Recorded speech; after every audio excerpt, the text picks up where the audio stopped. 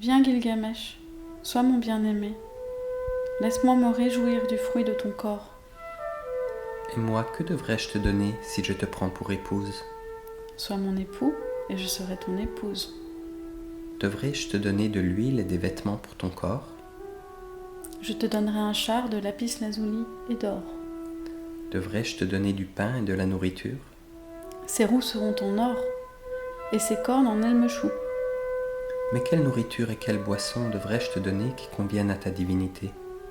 Et au lieu de grands mulets, tu l'attelleras des démons de la tempête. Quel bien aurais-je si je te prenais pour épouse? Lorsque tu entreras dans notre maison, Tu n'es qu'un foyer qui s'éteint en hiver. embaumé de parfums de cèdre, seuil et trône boiseront tes pieds. Tu es la porte ouverte qui ne protège ni du vent ni de la tempête. Tu es un palais qui extermine les héros, tu es le turban qui étrangle celui qui s'en coiffe. Tu es du bitume qui souille celui qui le touche. Tu es une outre qui inonde son porteur. Tu es de la chaux qui disjoint le mur. Tu es une amulette de jade qui attire et séduit l'ennemi. Une sandale qui blesse le pied. Seuil et trône boiseront tes pieds. Les rois, les gouverneurs et les princes se prosterneront devant toi. Quel est celui de tes amants que tu as aimé pour toujours?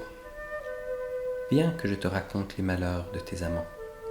Les rois, les gouverneurs et les princes t'apporteront en tribut les fruits de la montagne et les récoltes de la plaine. Pour Tammuz, l'amour de ta jeunesse, année après année, tu l'as destiné aux pleurs et aux lamentations. Tes chèvres donneront 3 petits.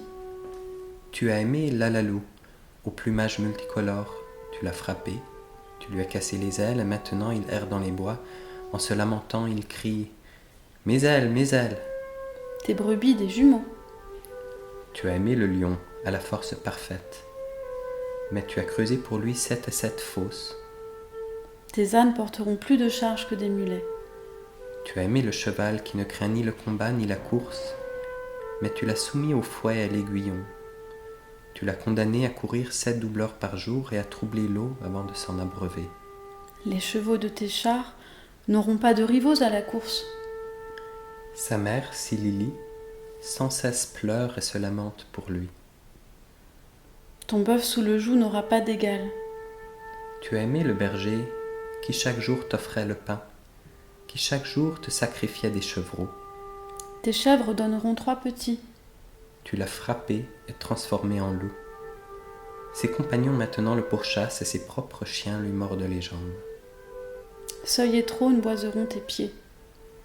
Tu as aimé Ishoulanou, le jardinier de ton père, qui sans cesse t'apportait des couffins de dattes et chaque jour garnissait ta table de nourriture. Les fruits de la montagne et les récoltes de la plaine. Mais tu as levé les yeux sur lui, tu l'as séduit et tu lui as dit « Laisse-moi me réjouir du fruit de ton corps. Viens mon Ishoulanou, laisse-moi jouir de ta virilité.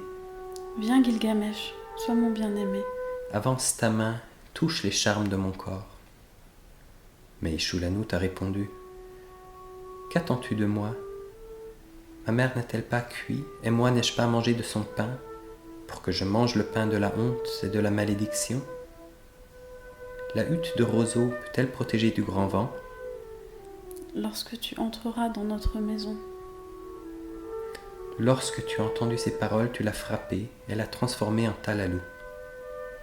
Accroché à sa toile, il ne peut ni monter ni descendre dans les ruines désormais son séjour. Si je deviens ton amant, mon destin ne sera-t-il pas semblable?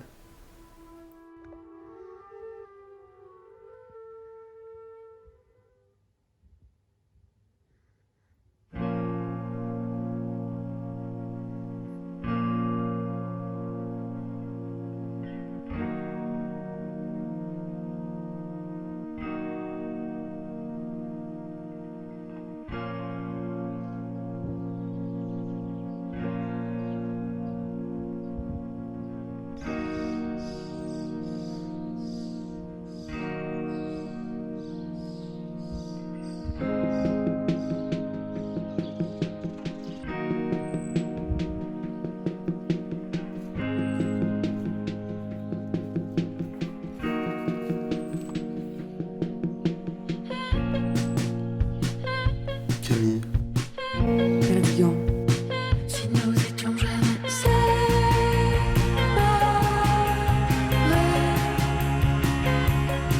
oh, quelle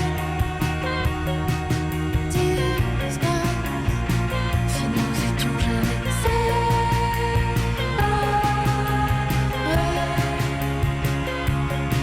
oh, quelle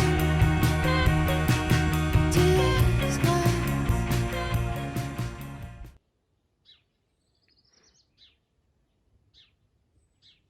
Comme te voilà grande, Camille, et belle comme le jour. Tu es devenue une femme, et moi un homme. Il me semble que c'est hier que je t'ai vue pas plus haute que cela. Excusez-moi, Perdigan. J'aurais voulu vous embrasser, mais vous reculez quand je vous tends la main.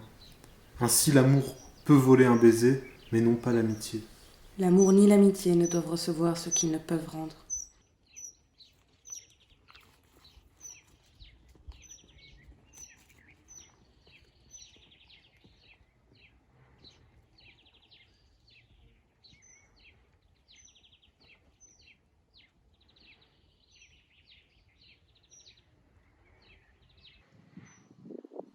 Cela fait longtemps que vous êtes revenu. 1 semaine. Pourquoi es-tu parti? À cause du divorce de mes parents, je suis allée vivre avec ma mère. Et tu es venu pour me retrouver? Non. Je suis revenue pour voir mon père et chercher du travail. Je suis très content de te revoir. Moi aussi, Perdigan. Qu'est-ce qu'il te prend? Tu es déjà avec quelqu'un? Non. Alors tant pis pour moi si je vous déplais. Pas plus qu'un autre. Je veux être seule, voilà tout. Il n'y a rien ici dont votre orgueil puisse souffrir. Je ne suis pas orgueilleux, je veux simplement retrouver la Camille que j'ai connue. Viens dans mes bras et soyons bons amis. Je n'aime pas les attouchements.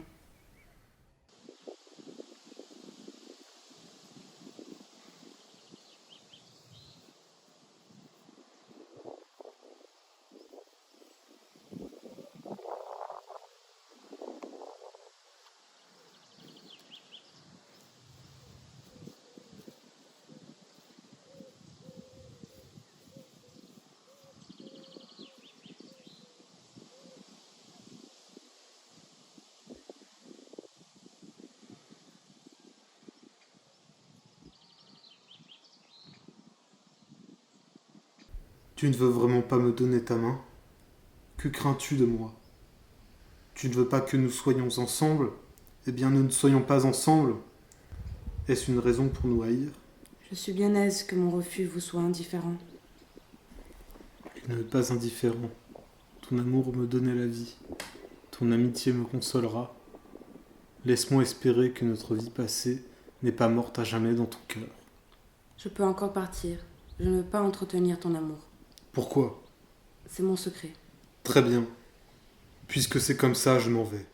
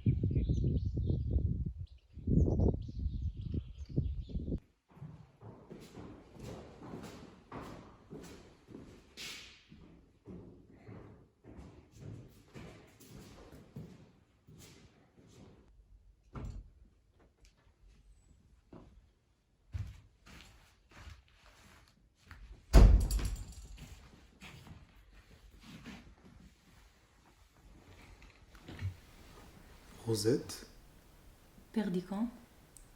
cela fait bien longtemps. Oui, comment vas-tu? Tu es toujours avec Camille? Non, Camille est partie vivre avec sa mère une dizaine d'années. Et maintenant qu'elle est de retour, elle ne veut plus de moi. Votre affaire est donc manquée? Les habitants de mon quartier se souviennent de m'avoir aimé. Les chiens des voisins et les arbres du bois s'en souviennent aussi. Mais Camille ne s'en souvient pas. Et toi, Rosette, m'aimes-tu toujours comme autrefois? À quoi bon en parler? Je sais bien que je ne suis pas une fille que l'on désire. Les filles que l'on désire, vous les avez toutes. Et maintenant, c'est votre grand amour de toujours qui ne veut plus de vous. La belle affaire. Que voulez-vous que j'y fasse?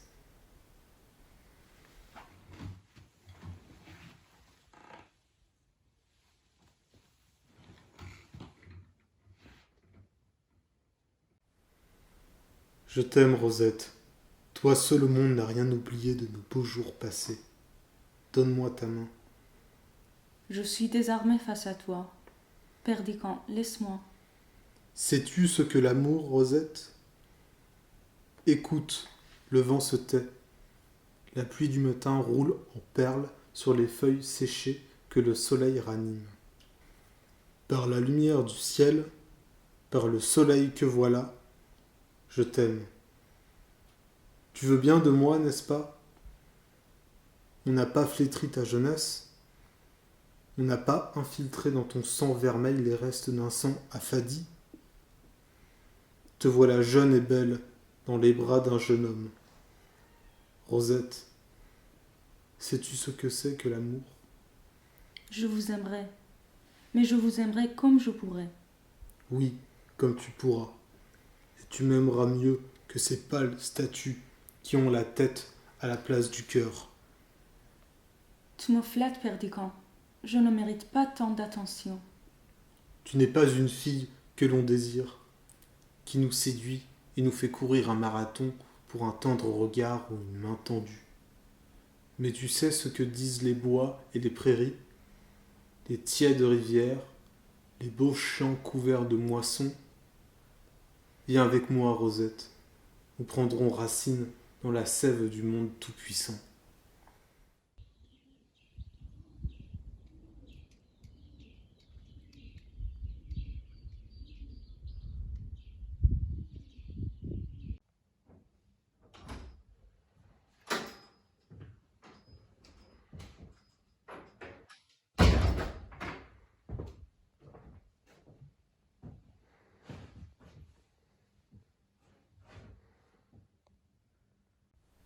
Vous êtes fier de vous?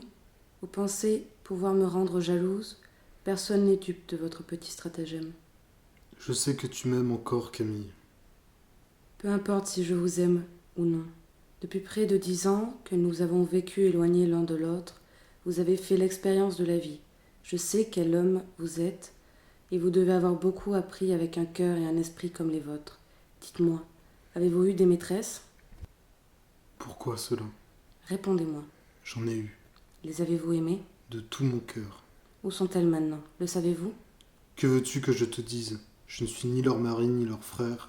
Elles sont allées où bon leur a semblé. Il doit nécessairement y en avoir une que vous avez préférée aux autres. Tu es une drôle de fille. Tu veux être mon confesseur? Répondez-moi, je vous en prie. Je ne m'en souviens pas. Connaissez-vous un homme qui n'ait aimé qu'une femme? Il y en a certainement. Parmi vos amis, vous avez des noms? Je n'ai pas de nom à vous dire, mais je crois qu'il y a des hommes capables de n'aimer qu'une seule fois. Combien de fois un honnête homme peut-il aimer? Que veux-tu à la fin? Je veux aimer, mais je ne veux pas souffrir. Aimer d'un amour éternel et faire des serments qui ne se violeront pas. Tu es orgueilleuse. Prends garde à toi. Pourquoi? À ton âge, tu ne crois plus en l'amour? Y croyez-vous, vous qui parlez? Je vous vois courbé près de moi avec des genoux qui se sont usés sur les tapis de vos maîtresses. Vous avez oublié leur nom. Vous avez pleuré des larmes de joie et de désespoir, mais vous savez que l'eau des sources est plus constante que vos larmes, et qu'elle sera toujours là pour laver vos paupières gonflées. Vous ne croyez pas que l'on puisse mourir d'amour, vous qui vivez et qui avez aimé. Il me semble que vous devez cordialement mépriser les femmes, qui vous prennent tels que vous êtes, et qui chassent leurs derniers amants pour vous attirer dans leurs bras avec les baisers d'un autre sur les lèvres. Quand je vous demande si vous avez aimé, vous me répondez comme un voyageur à qui l'on demande s'il a été en Italie ou en Allemagne, et qui dirait oui, j'y étais allé. Et qui penserait aller en Suisse ou dans le premier pays venu. Est-ce donc une monnaie que votre amour, pour qu'il puisse passer ainsi de main en main jusqu'à la mort? Non, ce n'est pas même une monnaie, car la plus mince pièce d'or vaut mieux que vous, et dans quelques mains qu'elle passe, elle garde son effigie.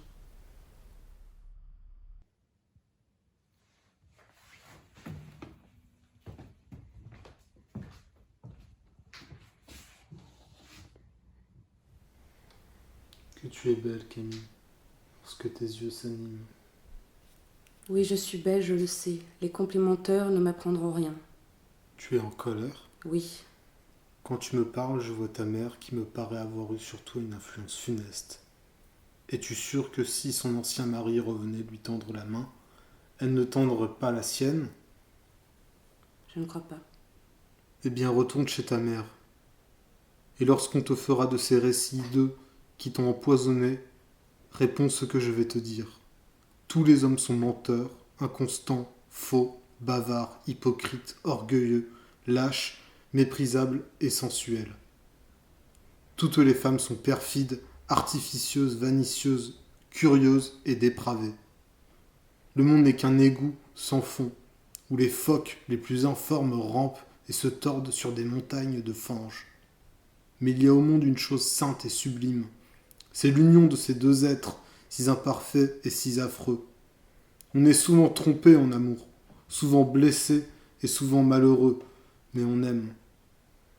Et quand on est sur le bord de sa tombe, on se retourne pour regarder en arrière et on se dit « J'ai souffert souvent. Je me suis trompé quelquefois, mais j'ai aimé. C'est moi qui ai vécu, et non pas un être factice, créé par mon orgueil et mon ennui. »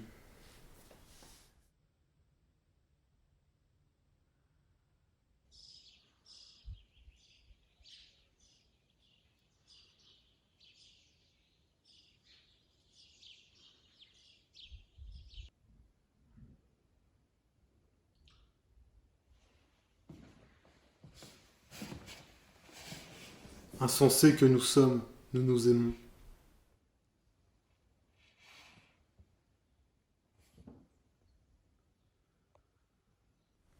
Qu'y a-t-il? C'est Rosette. Elle a dû me suivre. Elle est partie par là. Je ne sais pas ce que j'éprouve. Il me semble que mes mains sont couvertes de sang. Camille, peux-tu aller voir si Rosette va bien? Je sens un froid mortel qui me paralyse.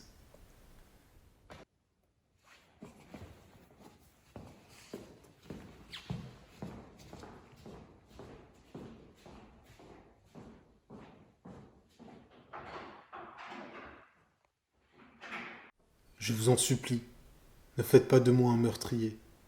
Nous ne sommes que des enfants et nous avons joué entre la vie et la mort. Ne tuez pas Rosette, je réparerai ma faute. Je lui trouverai quelqu'un, elle est jeune, elle sera riche et heureuse. Camille, qu'y a-t-il? Elle est morte. Adieu, Perdican.